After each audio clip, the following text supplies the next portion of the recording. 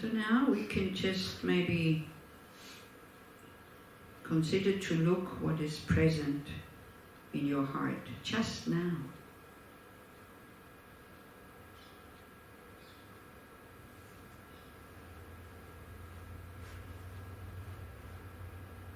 What emotions are arising?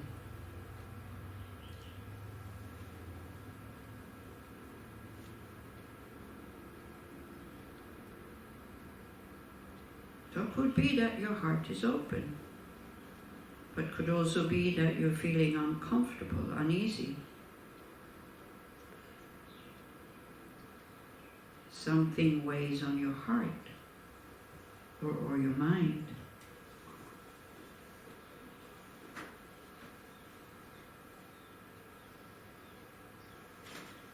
Maybe you're attending to things around you in your immediate environment or in society at large or in the world.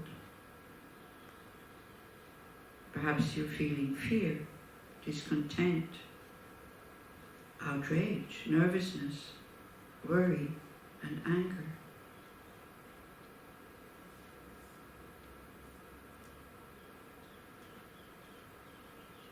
So try to feel that you're in a safe place. Not to work with these feelings, but just to make room for them.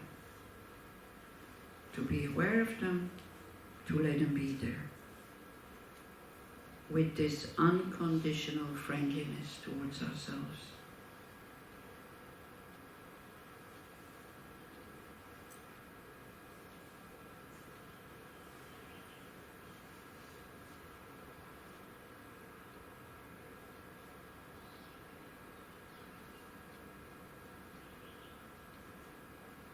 If it feels difficult, just remind yourself that we can really train to meet whatever is present with some degree of ease and patience and even curiosity. If you're willing to go slow, to be kind to yourself, to comfort and soothe yourself as needed, and to decide just how much you can manage in this moment.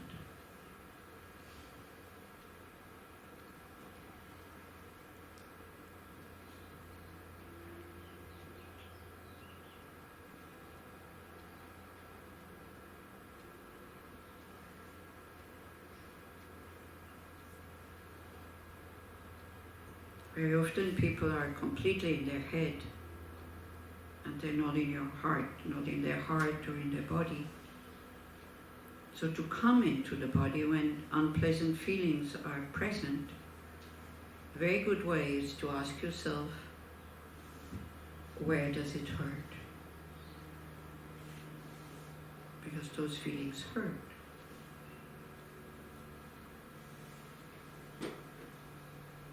Sometimes it helps to put your hand there. The same way as you would put your hand on the shoulder of somebody who is suffering.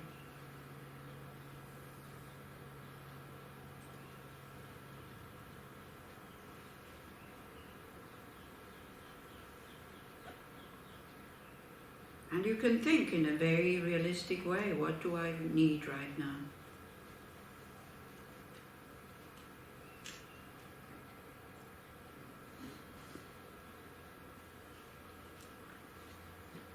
Sometimes you're able to give yourself the understanding that you need, the acceptance. Sometimes we need to hear it from somebody else, somebody we respect, or even a higher source in prayer.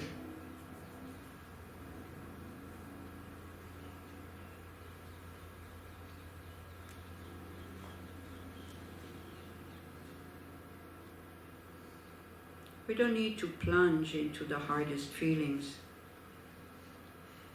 but neither do we need to avoid them completely. We just need to make a little space in our heart for whatever is already here.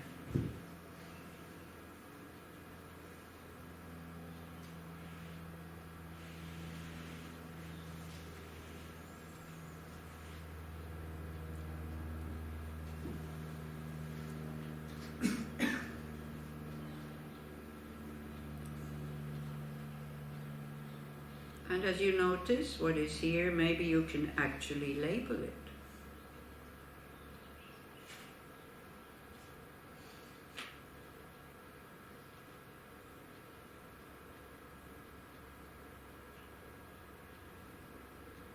Whatever it is, see if you can name it for yourself in a kind and gentle voice.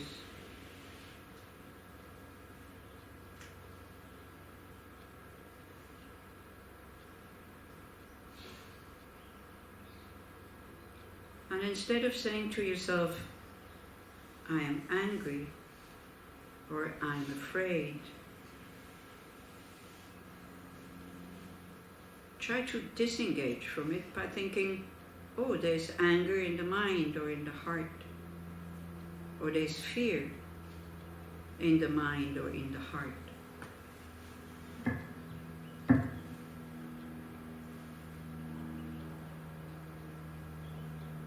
See if you can name whatever emotion is present for you the way you might name it for a dear friend who is struggling.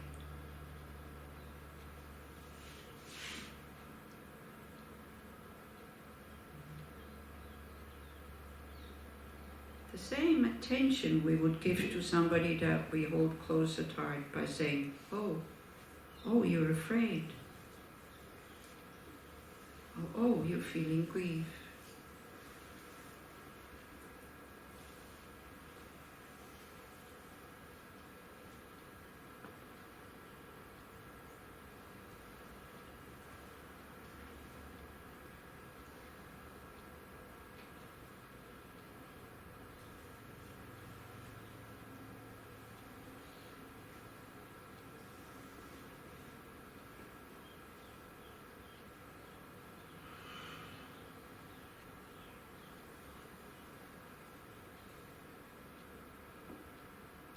Just by paying attention to them, without wanting them to go away, without ignoring them, without leaving them out, we might be able to heal them.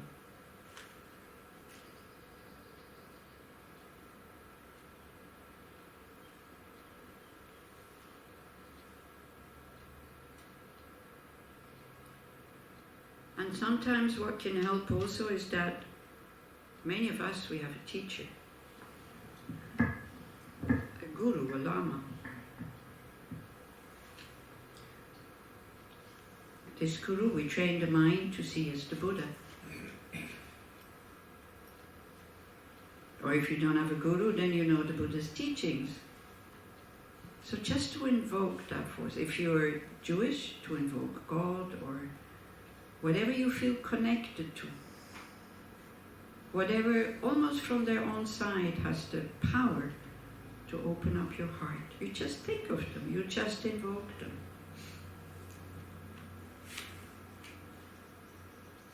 So now also, if there's difficult feelings present,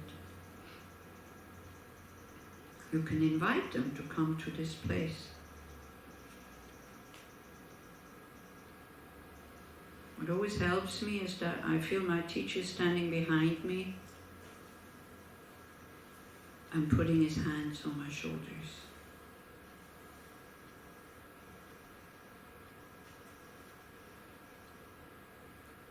Like in a protecting way, but I know that I can only be protected if I follow his guidance.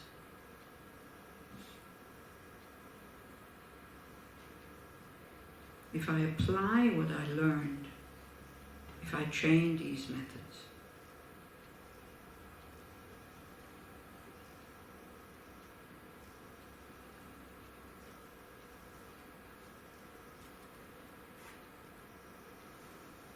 But knowing that he's always present, knowing I can always kind of think of him, or just remember that he's always there. It helps me to calm down.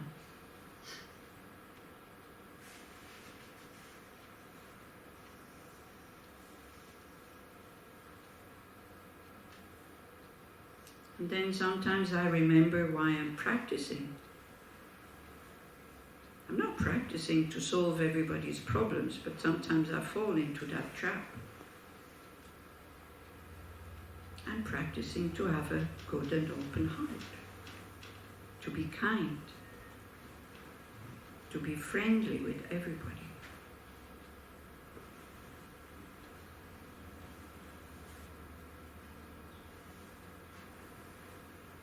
Sometimes the Buddha's words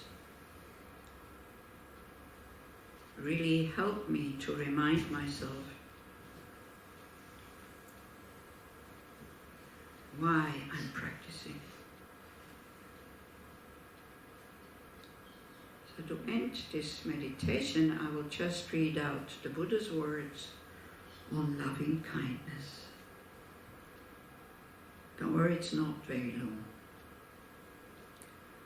So it says, this is what should be done by one who is skilled in goodness and who knows the path of peace.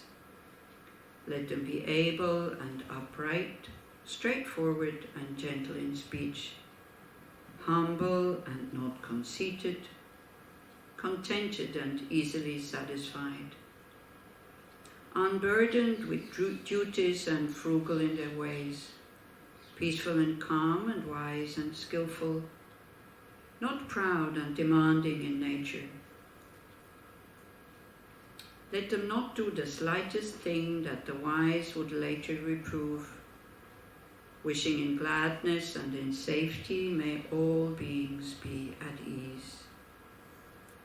Whatever living being there may be, whether they are weak or strong, omitting none, the great or the mighty, medium, short or small, the seen and the unseen, those living near and far away, those born and to be born. May all beings be at ease, let none deceive another, or despise any being in any state. Let none through anger or ill will wish harm upon another, even as a mother protects with her life her child, her only child, so with a boundless heart should one cherish all living beings. Radiating kindness over the entire world, spreading upwards to the skies and downwards to the depths, outwards and unbounded. Freed from hatred and ill will, whether standing or walking, seated or lying down, free from drowsiness, one should sustain this recollection. This is said to be the sublime abiding, by not holding to fixed views, the pure-hearted one having clarity of vision, being freed from all sense desires, is not born again into this world.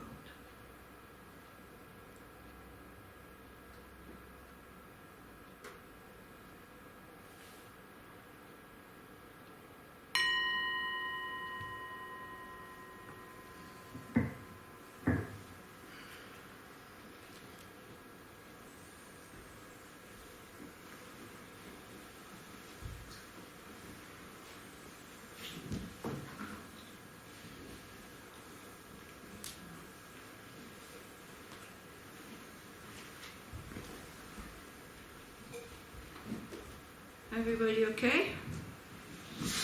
Everybody believes that you're a good person? You know, we do actions that are horrible, that's true. So don't go to the extreme to think, oh, I can do whatever I want because I'm a good person, not like this, right? But also to see, not, you know, to I think this we are quite able to do. Something is a bit kind of shaky here. I think this we are quite able to do with ourselves, that we do actions, then we know it's stupid, and then we judge ourselves, but we not go into excessive kind of, you know, the whole day, every day, for weeks, to judge ourselves. We continue, and we still are kind to ourselves. We eat the ice cream we want to eat, or we look at the movie that we want to look, or we do this or we that, isn't it? Yeah, with ourselves, this is healthy behavior.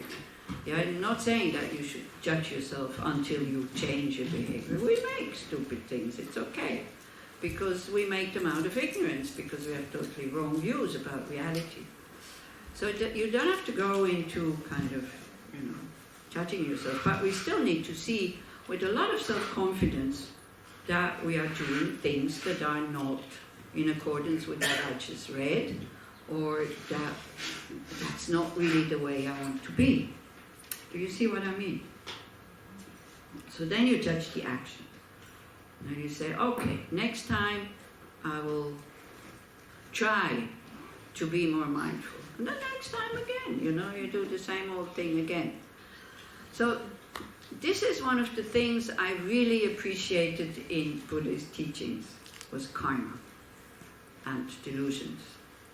So when we act with an unhelpful emotion, I don't like to call them delusions so much, more mental poisons or kleshas. Kleshas is a very good word that cannot be translated. I mean, there have been so many translations for kleshas.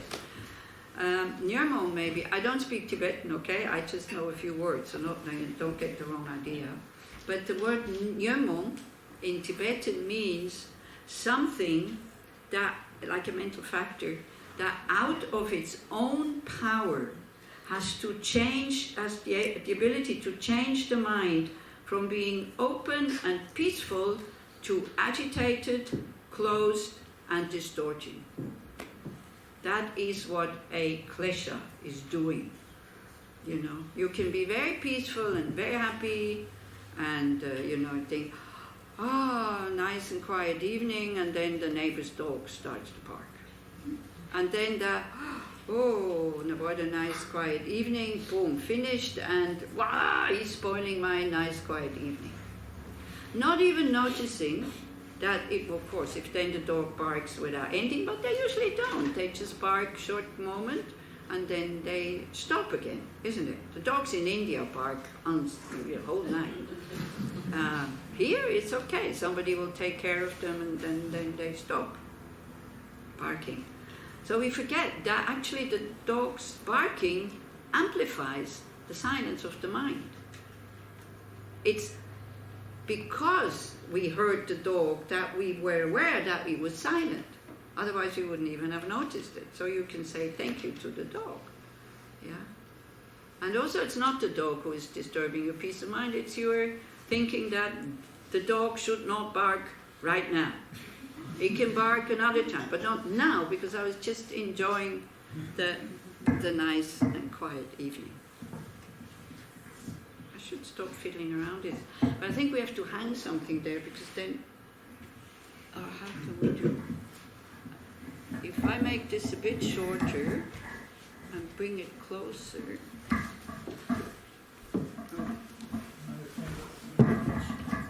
See, this is what we constantly, I cannot come closer because of the legs. Can't? No. Can you take the legs in? Yeah, I can, but not now. It will take a long time. Okay, then we take it forward again. Yeah. And I just take it up every time. No, now we have to take it forward a bit. There. I don't mind taking it up every time, but you might get a bit frustrated about this. Because everybody always wants to help me, and then it doesn't work. Okay.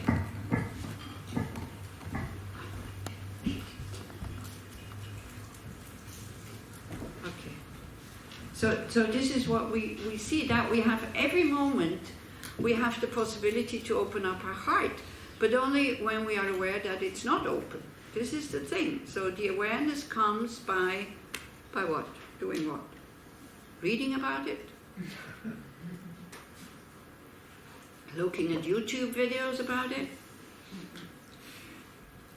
Watching WhatsApps. Looking in the WhatsApp, exactly. How does the awareness come? That's the difficult part of it. It is there all the time. It is there all the time. It is there all the time, but we're not aware of the awareness. That's the thing. So how can we become more aware of the awareness?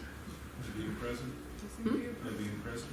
Practice, training. I prefer the word training because when we say practice, sometimes people don't practice. Very often people think they already should be able to do it. Practice is training, and when we say training, we understand I can't do this yet, so I have to train further and further and further and further. And it's with like everything else. If we don't train regularly, all the skills go, I don't do prostrations every day. We just did Nunes, and I did also Nunes in the summer, which I didn't prepare at all. So I used to do prostration every day, but then I was very fit, and I would just go boom, boom, boom, boom, no pain, nothing. But then you stop, and then you start to do a Nune where you have to do a lot of prostrations. Then next day, there's pain here and this and that. And then I swear to myself, the next Nune I will prepare better. But then I forget, and I procrastinate and all this. But for this one, at least for maybe 2 weeks, I did 20 prostrations every day. So I suffered less, this one now. And I thought, hey, I will continue to do prostrations, but I'm pretty sure it's because I'm moving around all the time and in different apartments. I have a perfect excuse not to continue in a regular way. Same as with the meditation. I think after all these years, it is quite rare that I miss my silent meditation in the morning before I start anything. Well, tea. I prepare my tea and I read the newspaper and then I do the meditation. So that has become kind of a routine. So it's okay, That's what I'm saying. This is why I should stop teaching, because I kind of say, it's okay to read the newspaper before to do the meditation. Probably it's not. So don't listen to what I'm saying. This is why I want to stop teaching, because I'm giving you all the excuses that I use for myself. And then you think it's okay because she said. So anyway, it has become such a habit. So the newspaper is attachment. The meditation has become habit after the newspaper. So maybe it's skillful. I don't know. Yeah, I don't know. So anyway, so this is what I'm doing in the morning, and I do it just about anywhere where I am. And so if you can get into that habit, this is how you train awareness. Yes, Giddy. You have to talk loud, because another thing I don't hear well anymore. Without the humoristic approach, it's not so easy to open the heart, because, at least for me, you mentioned your experience during the pandemic. You felt okay, but still, I'm sure that you were aware of suffering around. That was the only suffering I had. I saw the other people being in a really bad state. But I can still open my heart. Sure, and there is suffering everywhere all the time, growing from day to day. Yeah. And not speaking generally, just from my experience, if I was to open my heart to all of this and try to sympathize and maybe even help mentally or whatever, it will burn. So I have to close it, and I have to open it and close it, and to find a way how do you deal with this? You just continue to open up. So you close, then you open up again, and you open a bit more. Then you close, then you open up a little bit more. And all of a sudden you can do it. It's training. This is what I'm saying. Because we're not used to.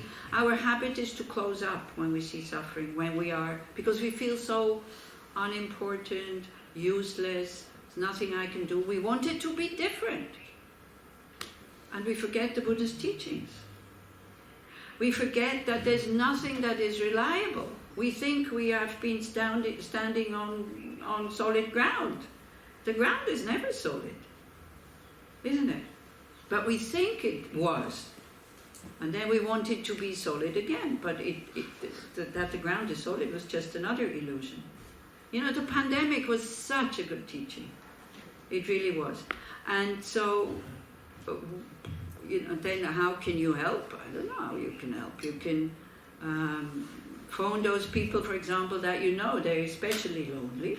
You pay them special attention. Or I was, in Switzerland was this thing that people above 65 at the beginning, they shouldn't have contact with other people. So then there were young people who got themselves groups together to go and shop for them. So I thought, oh, I also go shopping for the others. And then I thought, hey, wait a minute, I belong to that. Yeah, I belong to the group that's doing that. So the young people in the house where I was living, they came and said, can we go shopping for you? And first I thought, oh. But then I let them do that, and it was a very nice experience. But yes, many people suffer. By the way, most of the people, or everybody I know is doing spiritual practices, they didn't suffer.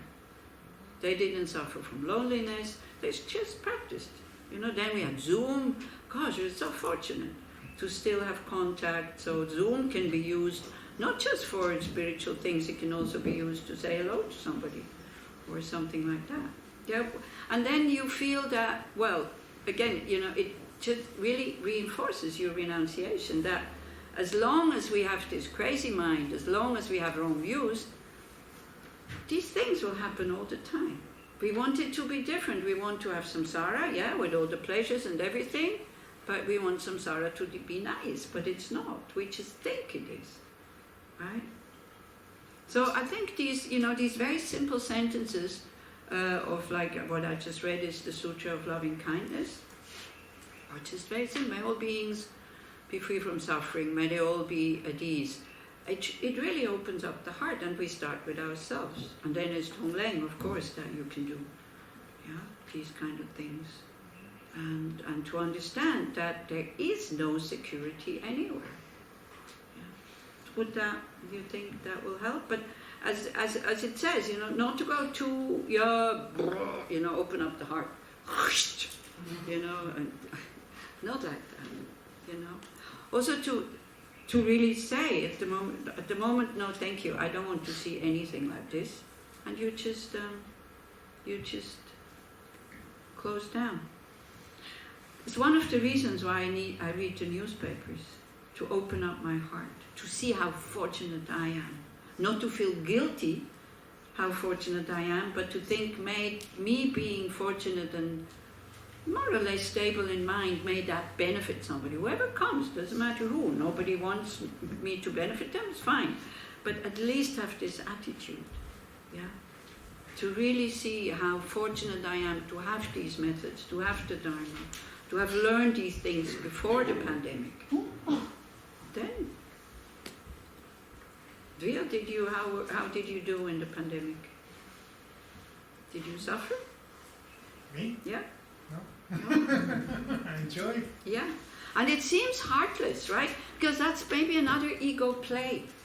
When we don't feel bad when other people suffer, we think we're heartless.